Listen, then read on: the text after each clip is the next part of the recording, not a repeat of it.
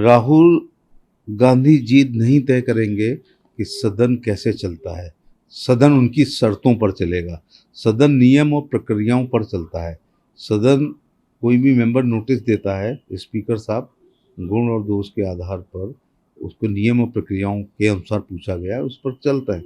अमित शाह जी ने बहुत ही स्पष्ट कर दिया है आज तो कि यदि राहुल गांधी और विपक्ष चर्चा चाहता है तो आज 3 बजे से सब कामों को छोड़ करके स्पीकर साहब से रिक्वेस्ट की जाएगी कि वो चर्चा करें, शुरू करें। और अमित शाह जी ने ये भी कहा कि मैं स्वयं उपस्थित रहकर प्रत्येक वक्ता का, एमपी के बात का, सवाल का मैं नोट करूंगा और कल 3 बजे विधिवत रूप से रिप्लाई करूंगा।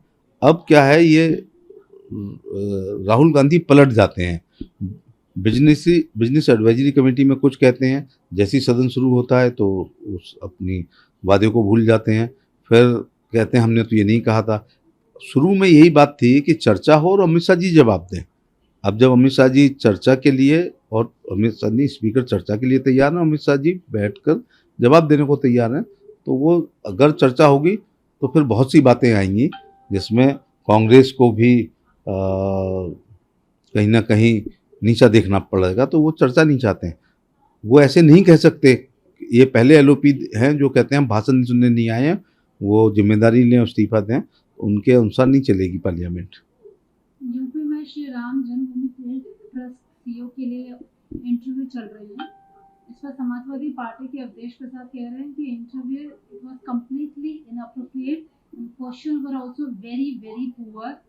किस तरीके से इंटरव्यू चल रहा है?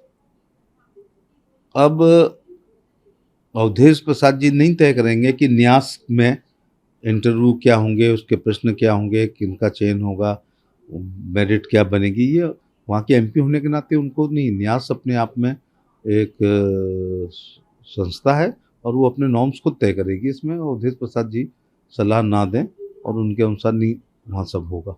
एफसीआरए बिल जेपीसी को दे दिया गया है। इस पर मल्लिकार्जुन खड़गे बोल रहे हैं कि nothing will happen tomorrow, we will continue the same thing tomorrow.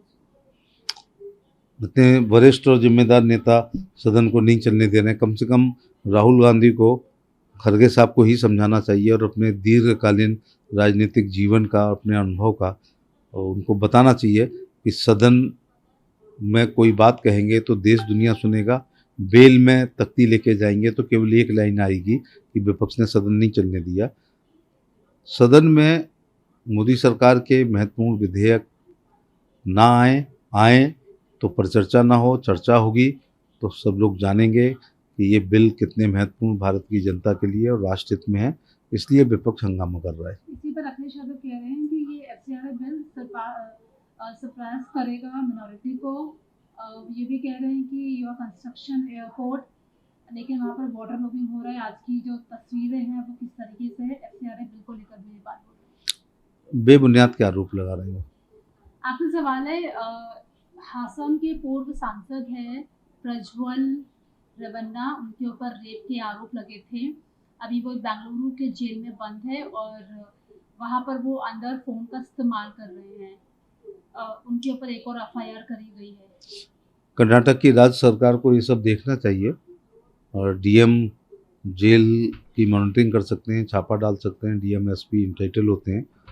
समय समय पर जेलों का निरीक्षण होना चाहिए और अवैध और मादक वस्तुएं और टेलीफोन्स वगैरह इस प्रकार की चीज़ें ना हों। ये वहाँ के कर्नाटक की सरकार को, लोकल प्रशासन को देखना है।